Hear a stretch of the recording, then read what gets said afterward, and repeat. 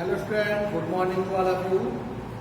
बच्चों, आज हम लोग इस वीडियो में प्रॉपर्टी ऑफ डिटर्मिनेंट्स, ऐसे तो एक्सपैंड करना किसी कॉलम के अलॉन्ग या किसी रो के अलॉन्ग एक्सपैंड करना, ये भी प्रॉपर्टी ही है डिटर्मिनेंट की। बट जो मेनली 6 प्रॉपर्टीज हैं वो आज हम पढ़ेंगे। जो 6 प्रॉपर्टी डायरेक्टली हम यूज करते हैं। क्वेश्चन में कहता है without using expansion prove that this, ऐसे क्वेश्चंस होते हैं, वहाँ पर हम लोग प्रॉपर्टी का यूज करते हैं। तो वो प्रॉपर्टी बेस्ड क्वेश्चन जो है हम एक्सपेंडेड फॉर्म से नहीं लगाते हैं।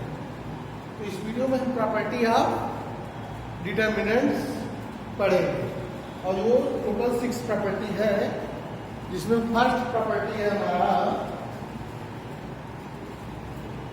कि कोई साइडिक है, कोई डिटर्मिनेंट है, उसके रो को कॉलम से इंटरचेंज कर दिया जाए तो उसके मान में कोई परिवर्तन नहीं होता है।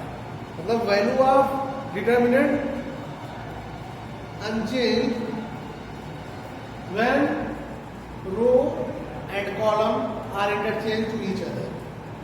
इट मीन्स कोई डिटर्मिनेंट है, कोई साइडिक है, जो पहली प्रॉपर्टी है, कोई साइडिक है, उसमें रो और कॉलम होगा। कोई एक कॉलम किसी एक रो से चेंज कर दे, उस साइडिक के मान में परिवर्तन नहीं होता है। आप लोग एनसीईआरटी में पहला प्रॉपर्टी देखेंगे, यही है। क्या प्रॉपर्टी पर प्रॉपर्टी फर्स्ट है कि किसी साइडिक के पंक्ति को स्तंभ से, किसी पंक्ति को किसी स्तंभ से आपस में बदल देने पर साइडिक का मान अपरिवर्तित रहता है। साइडिक का मान अपरिवर्तित रहता है। यह है, इसको हम बोल दे रहे हैं, लिखेंगे आप लोग। जैसे मान लो A1, A2, A3, B1, B2, B3, C1, C2, C3, ये कोई डिटर्मिनेंट है, साइडिक है। इसमें क्या है, किसी कॉलम को हम रो से चेंज कर दें या रो को कॉलम से चेंज कर दें या कॉलम को रो से, तो इसके मान में परिवर्तन नहीं होता है। अर्थात इसको चाहे हम ऐसे लिख दें A1, A2, A3, B1, B2, B3, C1, C2, C3। देखो यहाँ पर A1, A2, A3 रो में था, यहाँ कॉलम में हो गया। तो जो भी इसकी वैल्यू होगी, इस डिटर्मिनेंट को एक्सपैंड करने पर जो वैल्यू आएगी और ये डिटर्मिनेंट को एक्सपैंड करेंगे, दोनों की वैल्यू सेम होगी। ऐसा कोई एग्जाम्पल लेके कर सकते हैं। कोई भी डिटर्मिनेंट ले लें C/3 ऑर्डर का, यहाँ पर जैसे 1, 3, 4, 2, 3, 5, 0, 1, 4, ये कोई डिटर्मिनेंट है। डेल इक्वल टू, इसको चेंज कर दिए, पहले एक्सपैंड कर देंगे और उसके बाद इसी को हम चेंज कर लिए, ऐसे 1, 3, 4 लिख गए, 2, 3, 5, 0, 1, 4, इसको एक्सपैंड कर देंगे। ये एक्सपैंड कर लो और ये एक्सपैंड कर देते हैं, दोनों की वैल्यू क्या होगी, सेम होगी। देखो, जबकि हुआ क्या है, इसके रो को मैंने कॉलम में लिख दिया है, या कह लो इसके कॉलम को मैंने रो में लिख दिया है। इसका मतलब यही हुआ कि कोई डिटर्मिनेंट है, उसके रो को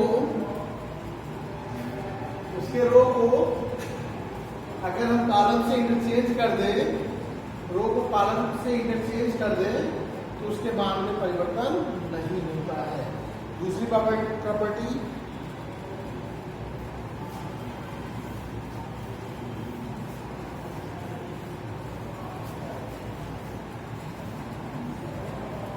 सेकेंड प्रॉपर्टी ऑफ डिटर्मिनेंट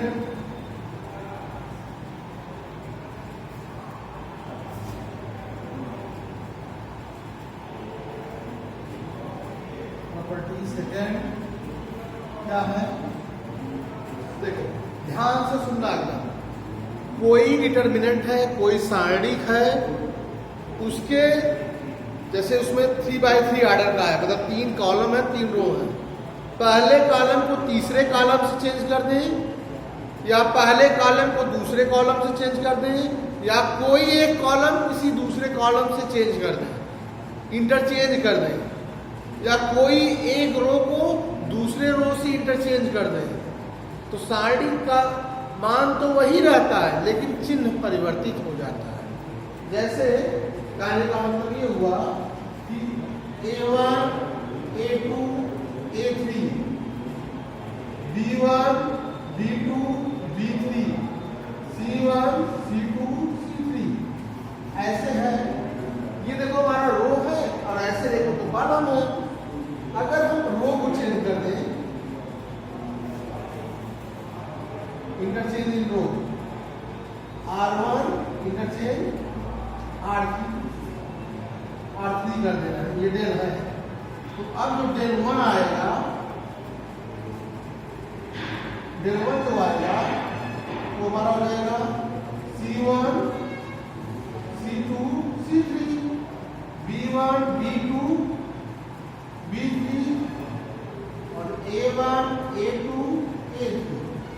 जो ये डेल 1 आया वो डेल 1 जो होगा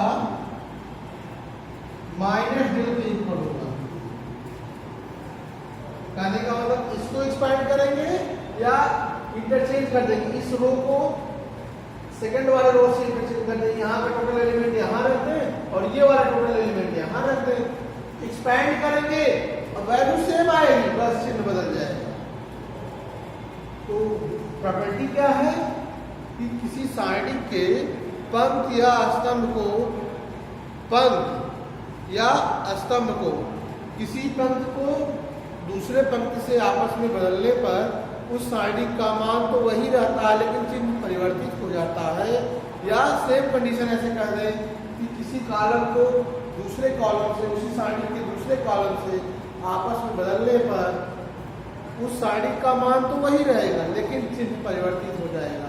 जैसे उसका एक्सपैंड करने पर वैल्यू आ गया, मान लो पहले वैल्यू 4 आई थी, बाद में वैल्यू जब चेंज कर देंगे तो -4 आएगी, या पहले -4 आई थी तो बाद में 4 आएगी।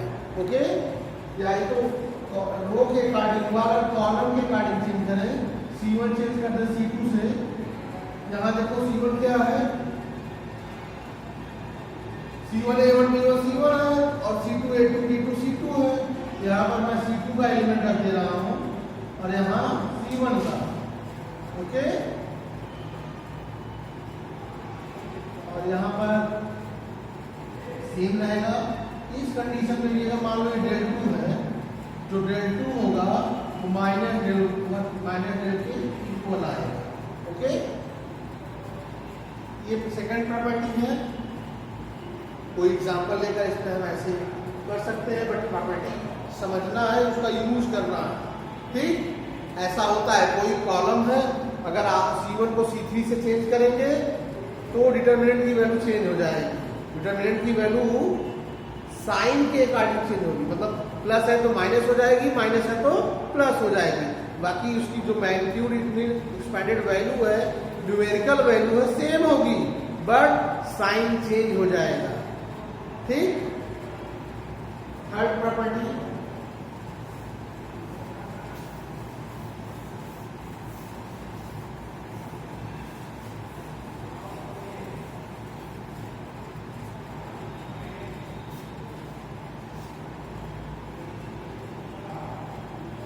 प्रॉपर्टी थर्ड, देखो इस प्रॉपर्टी में क्या है कि सारणिक, कोई सारणिक है, उसके 2 रो के एलिमेंट सेम हो, कोई भी 2 रो या कोई भी 2 कॉलम के एलिमेंट क्या हो, सेम हो, आइडेंटिकल हो, तो उस डिटर्मिनेंट की वैल्यू क्या होगी, 0 होगी। डिटर्मिनेंट की वैल्यू क्या होगी, 0 होगी। इट मींस सपोज कर लो कोई डिटर्मिनेंट का डेल इक्वल टू 1 2 3 4 5 6 1 2 3। देखो यहाँ पर C1 और C3 सॉरी R1 और R3 क्या है, सेम है, तो आइडेंटिकल हो गए। R1 और R3 क्या है, आइडेंटिकल हो गए। तो डिटरमिनेंट को एक्सपैंड करोगे जब भी क्या आएगा, 0 आएगा। इसको एक्सपैंड करके देख लो 0 आएगा। या फिर ऐसे कोई डिटरमिनेंट है 1 4 5 7 8 4 फिर 7 6 8 4। यहाँ पर देखो कॉलम 2 और कॉलम 3 क्या है, आइडेंटिकल है, सभी एलिमेंट सेम है। इसकी वैल्यू क्या आएगी, 0। कोई भी सारणी है उसके दो पंक्ति या दो स्तंभ के अवयव अगर समान है, आइडेंटिकल है, तो सारणी का मान 0 होता है। ये प्रॉपर्टी 3 हो गई। अब प्रॉपर्टी 4 देखते हैं।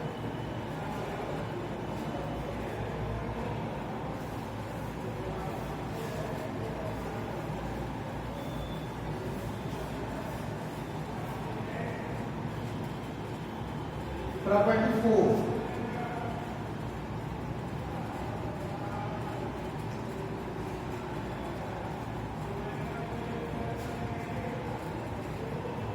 कोई सारणी है डिटरमिनेंट ऐसे 1 2 3 4 5 6 0 2 1।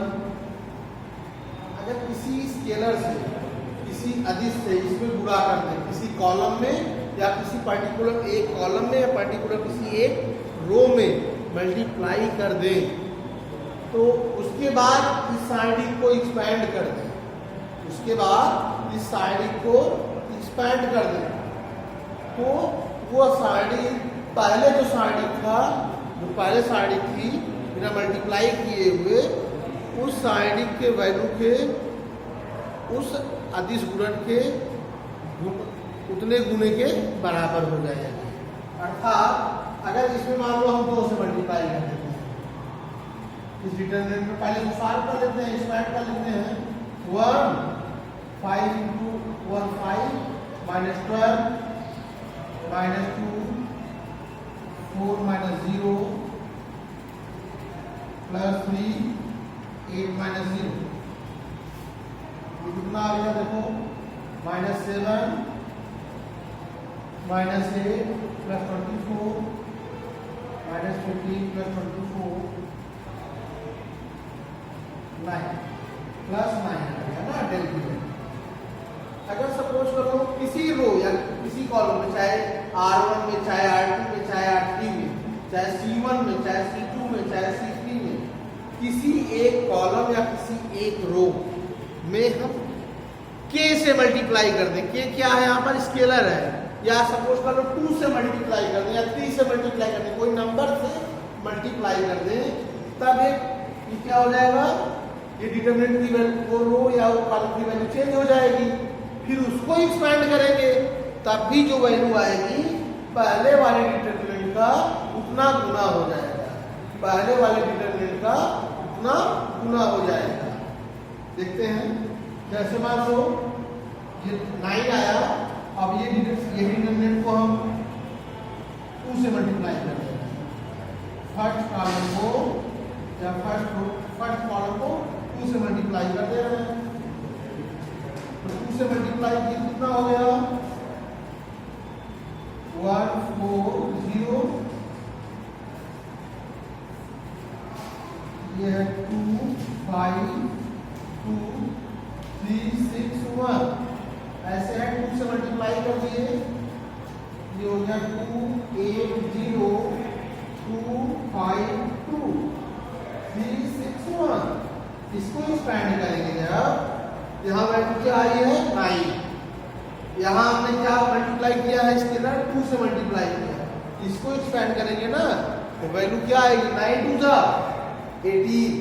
हमने कहा ना, जिस भी स्केलर से मल्टीप्लाई कर दोगे उस डिटरमिनेंट में, किसी भी रो या किसी भी कॉलम में, उतना गुना उस मैट्रिक्स, उस डिटरमिनेंट का मान हो जाएगा, उस डिटरमिनेंट का मान उतना गुना हो जाएगा। कहने का मतलब इसको एक्सपैंड कर लेते हैं। पहले यहाँ पर देखो 2 into 5 माइनस 12 माइनस 2 जो है 0,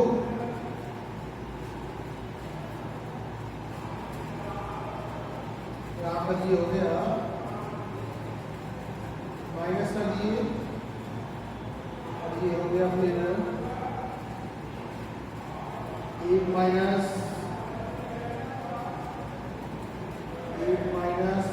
0, और यहाँ पर प्लस 3 16 माइनस 0, इसको साथ कर लिए कितना हो जाएगा माइनस 14, और ये माइनस कितना हो गया ये 16 प्लस 48, और इसको ऐड कर लो 30 माइनस 30 प्लस 48 आया कितना, पहले 9 आया था अब 18 आ गया। इससे क्या प्रूफ होता है कि अगर किसी भी स्केलर से कोई सारणिक है उसके किसी भी रो या किसी भी कॉलम में अगर किसी अदिश से गुणा कर दिया जाए तो उस सारणी का मान अगर के अदिश से गुणा किया गया है तो वो सारणी का मान के गुणित हो जाएगा, के गुना हो जाएगा। कॉन्सेप्ट समझ में आ गया ना?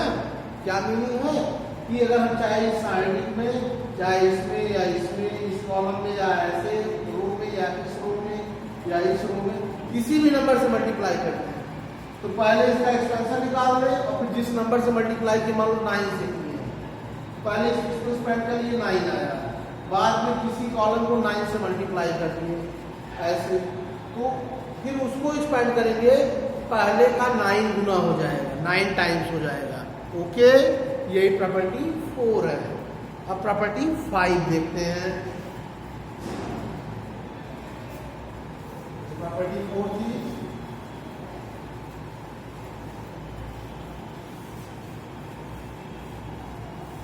देखो मैट्रिक्स और डिटरमिनेंट में यहाँ थोड़ा सा डिफरेंस है कि वहां पर अगर डिटरमिनेंट में 2 से मल्टीप्लाई किए हो तो पूरे, वहां मैट्रिक्स में 2 से मल्टीप्लाई किए हो तो पूरे एलिमेंट में होता था, यहाँ 2 से मल्टीप्लाई किए हो तो पर्टिकुलर किसी रो में होगा या पर्टिकुलर किसी कॉलम में होगा। 2 से अगर किसी नंबर से मल्टीप्लाई करोगे तो पर्टिकुलर एक रो में होगा या पर्टिकुलर एक कॉलम में होगा, ये नहीं कि पूरे एलिमेंट में कर देंगे, वो मैट्रिक्स में होता था, डिटरमिनेंट में ऐसा नहीं होता। प्रॉपर्टी 5,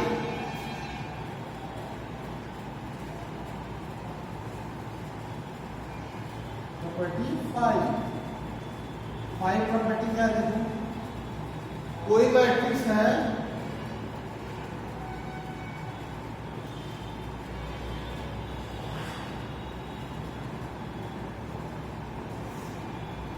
ऐसे B1, B2, B3, C1, C2, C3 detail के इक्वल है, ऐसे कोई डिटरमिनेंट है,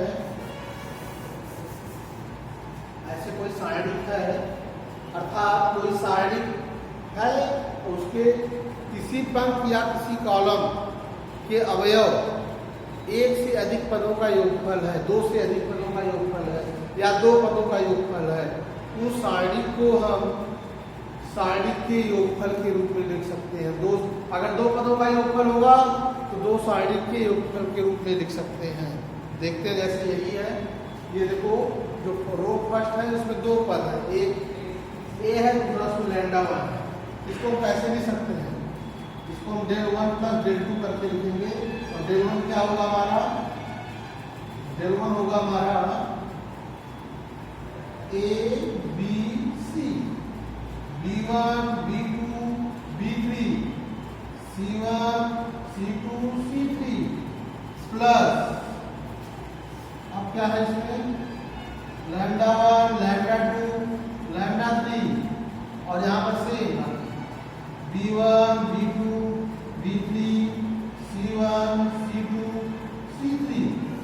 ओके, ये तो रो के अलावा, अगर मान लो कॉलम में रहा होता, ये तो इसके लिए हो गया, और मान लो अगर ऐसे एक्सपेंशन कॉलम में रहा होता तब कैसे एक्सपेंड करते वो भी देख लेते हैं। ये प्रॉपर्टी फाइव की है, जैसे मान लो ऐसे दिया गया है,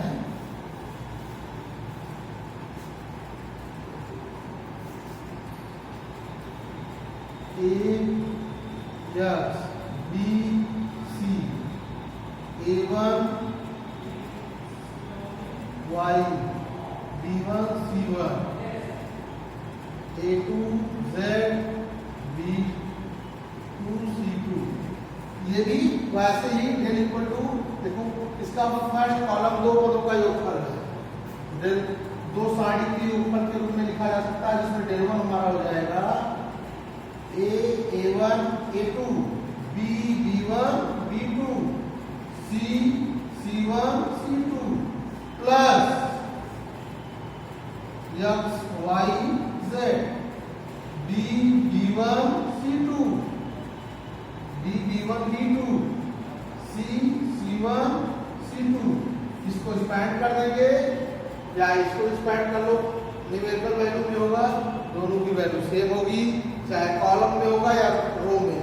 अगर कोई सारणी का कोई कॉलम या कोई रो दो पदों के योगफल या दो से अधिक पदों के योगफल के रूप में है, तो सारणी को दो या दो से अधिक सारणी के योगफल के रूप में लिखा जा सकता है। ओके, लास्ट प्रॉपर्टी और सबसे इंपॉर्टेंट प्रॉपर्टी जो कि सबसे ज्यादा यूज होगा, जो कि हम उसका यूज वहां भी पढ़े हैं, जो है प्रॉपर्टी थर्ड करके एलिमेंट्री ऑपरेशन में, जो रूपांतरण विधि से हम ए इनवर्स निकालते थे मैट्रिक्स में आरक्यू में, वहां पढ़े हैं। ठीक, तो देखते हैं प्रॉपर्टी 6 मोस्ट इंपॉर्टेंट है, इसी पर बेस्ड जो है ज्यादा से ज्यादा क्वेश्चंस लगेंगे। उस क्वेश्चन में लिखा होगा कि बिना एक्सपैंड किए, बिना विस्तार किए इसको इतना प्रूव कीजिए, left hand side equal to right hand side, ऐसा प्रूव करने को कहेगा, एक्स वाई जेड में ऐसे रहेंगे। तो सबसे ज्यादा यूज होने वाली प्रॉपर्टी है, होती तो सब यूज है सबका वो, लेकिन सबसे मतलब मोस्टली जो हमारे सिलेबस में है उसके जो क्वेश्चन है सबसे ज्यादा इसी से सॉल्व होते हैं। वो है क्या कि कोई सारणी है अगर ऐसे A1 B1 C1 A2 B2 C2 A3 B3 और C3, इस सारणी को हम कोई भी CI इक्वल टू हम कैसे लिख सकते हैं, CI प्लस K J, या फिर RI इक्वल टू RI, जो रहेगा यहाँ पहले वही रहेगा, उसी में किसी दूसरे रो में तो रो ही रहेगा, ऐसा नहीं कि आप किसी भी लिख दें। अगर फर्स्ट को यूज करना है तो पहले फर्स्ट को याद रहेगा, फिर उसमें कुछ टाइम्स कर दे, किसी स्केलर से मल्टीप्लाई करके कोई दूसरा रो ऐड कर सकते हैं। दूसरा रो इसलिए मैंने यहाँ आई लिखा, यहाँ जे लिखा, ठीक है। ऐसा करने से सारणी का मान अपरिवर्तित रहता है। जैसे मान लेते हैं इसी में हमने लिख दिया कि R1 अप्लाई क्या लिख दिया मैंने, अपने अप्लाई किया कि R1 equal to R1 plus के R3 या R2, जो भी लिखना चाहो लिख सकते हो, वो मान परिवर्तित नहीं होगा, सारणी का मान वही आएगा। टू लिखे या थ्री, चाहे टू लिखो या थ्री, कोई मतलब नहीं, नहीं होने वाला कुछ। अगर ये अप्लाई करेंगे तो R1 क्या हो जाएगा, R1 प्लस के R2, तो R1 हमारा A तो है ही, प्लस R3 में के मल्टीप्लाई होगा फिर ऐड हो जाएगा, के होगा तो के A3 हो जाएगा। ऐसे ही दूसरा एलिमेंट B1 के B, इसमें के मल्टीप्लाई होगा। तीसरा एलिमेंट C1 के C3, और फिर बाकी एलिमेंट्स ऐसे ही रहेंगे, B2 C2 और A3 B3 और C3, ये हो गया। या फिर अभी हम यहाँ लिखते R2, यहाँ R2 ही लिखते, जो यहाँ रहेगा जिसको अप्लाई कर रहे हैं उसी में से दूसरे उस अगर रो को चेंज कर रहे हैं, रो में अप्लाई कर रहे हैं, उसी रो में किसी और रो में कुछ मल्टीप्लाई करके जोड़ा या घटाया जा सकता है, लेकिन उसी रो से, दूसरे से नहीं कि यहाँ R1 लिखे पहले यहाँ R2 लिख दें, गलत हो जाएगा। यहाँ R2 लिखेंगे तो यहाँ R2 ही रहेगा, R2 प्लस R माइनस कुछ भी लिख दो, के R1 या के R2, के R3, के R4, जो भी जितने टाइप का हमारा जितने भी आर्डर का वो डिटरमिनेंट है वैसा यूज कर सकते हैं। या इसको हम ऐसे लिख सकते हैं, C2 लिख दिएगा जैसे इसी क्वेश्चन को, लेकिन हाँ जब भी यूज करेंगे या तो कॉलम यूज करेंगे, कॉलम एक्सपेंशन से या फिर रो एक्सपेंशन से, दोनों एक साथ करेंगे तो कंफ्यूजन होगा, ऐसा नहीं करेंगे ना, या तो रो से करेंगे या तो कॉलम से। यहाँ हो जाएगा C2 प्लस के, C1 लिखेंगे C2 या C2, सॉरी C2 नहीं लिखेंगे, C1, C2 या C3, तीनों में से कुछ भी लिख सकते हैं, बट जो आता है उसको नहीं लिखते ना।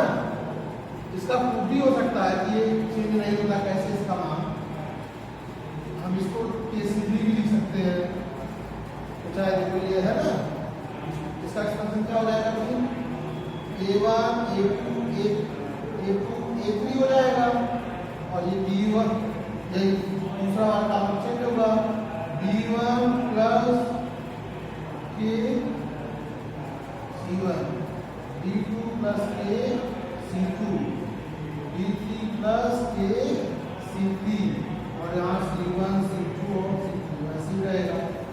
इसका भी मान यही आएगा जो इसका होगा, या इसका वही मान आएगा जो इसका होगा, या इसका वही मान होगा जो इसका होगा, तीनों आपस में कोई चीज नहीं है, जो देखने में अलग अलग है, प्रूफ किया जा सकता है।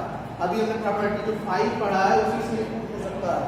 देखो जैसे प्रॉपर्टी 5 और प्रॉपर्टी 3 यूज करते ना, तभी प्रूफ हो जाएगा।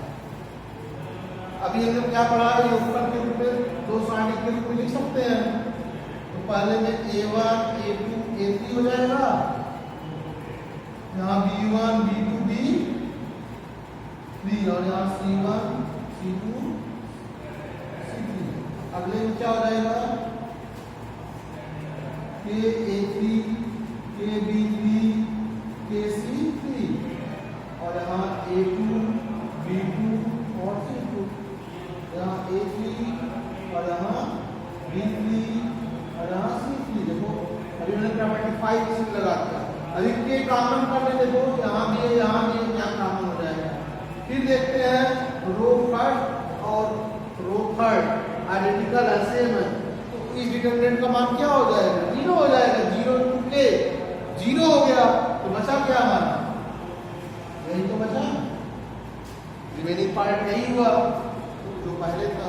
इसका मतलब जो रहता है उससे कोई चीज ऐसे नहीं होता ना, तो हम CI equal applying CI plus के CJ लिख सकते हैं, प्लस माइनस दोनों, बट CI रहेगा प्लस CI रहेगा, यहाँ माइनस नहीं लगाएंगे, CI के बाद प्लस माइनस के से कर सकते हैं, या RI कोई भी रो या कोई भी कॉलम बताता है IR से, I या फिर Z दोनों, या तो किसी कॉलम को या पर्टिकुलर किसी रो को ही बताते हैं। यहाँ R है तो यहाँ R ही यूज होगा, तो भी I प्लस माइनस के। ओके, हमने ये 6 प्रॉपर्टी पढ़ ली है, और इसके यूज से हम प्रॉपर्टी के यूज से बिना विस्तार किए इस सारणी को इतना प्रूफ कीजिए, सिद्ध कीजिए, ऐसा लिख देगा। आपके NCERT में कम से कम ऐसे 20 क्वेश्चन होंगे, 20-25, और उसमें से हमने लाइव क्लास में बताया ही है। और दूसरी चीज कि इससे एक क्वेश्चन 5 नंबर की जो पैटर्न रहा है बोर्ड का अंदर 5 मार्क्स का एक क्वेश्चन आता ही रहा है, ठीक, ये कितना प्रूफ कीजिए। ठीक बच्चों, ये प्रॉपर्टी हो गई सर डिटरमिनेंट की, मैंने कोफैक्टर और माइनर निकालना बताया ही है। अब नेक्स्ट वीडियो में हम लोग A इनवर्स फाइंड करना सीखेंगे। क्या A इनवर्स, जैसे एलिमेंट्री मेथड से A इनवर्स फाइंड करना सीखे हैं, मैट्रिक्स में ऐसे डिटरमिनेंट में सीख लेते हैं A इनवर्स फाइंड करना, लेकिन वो मैट्रिक्स में होगा ना, और वो हमने मैट्रिक्स में पढ़ लिया एलिमेंट्री मेथड से। यहाँ डिटरमिनेंट में हम किससे सीखेंगे, एडजॉइन और डिटरमिनेंट के हेल्प से। तो नेक्स्ट वीडियो में उसको देखेंगे।